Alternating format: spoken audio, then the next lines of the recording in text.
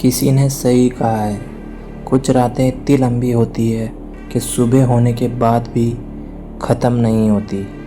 ये कहानी है एक लड़के की, कमल, एक छोटे से गांव के छोटी सी दुनिया में जीने वाला एक लड़का।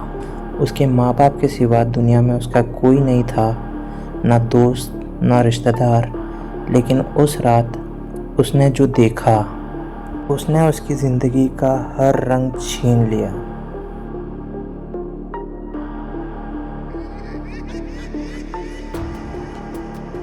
रात के 1 बज चुके थे और कमल के पापा अभी तक घर नहीं आए थे।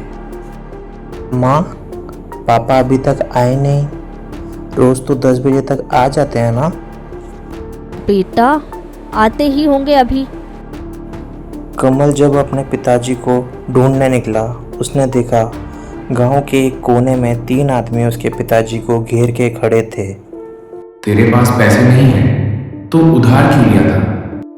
बस कुछ दिन और दे दो, मेरी सैलरी। सडनली उन्होंने थप्पड़ मारा और कमल के पापा गिर गए और कमल भाग कर गया वहाँ और बोला, बस करो, मेरे पापा को हाथ मत लगाना। रोड के किनारे एक लोहे का रॉड पड़ा था।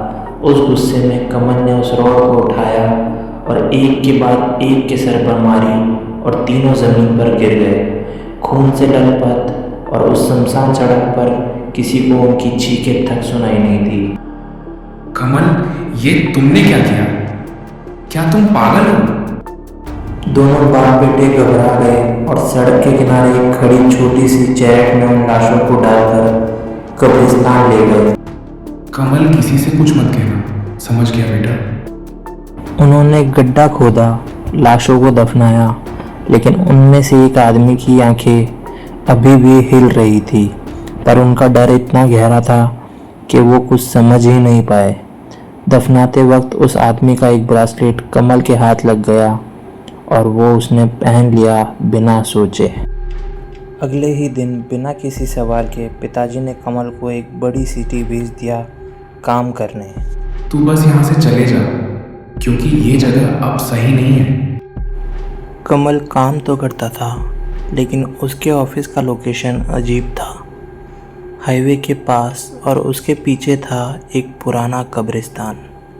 रात के वक्त सब लोग चले जाते और कमल अकेला पड़ जाता। एक रात 2 बज रहे थे जब पहली बार कुछ बदला। पीछे कब्रिस्तान से कुछ अजीब आवाज़ें आने लगी।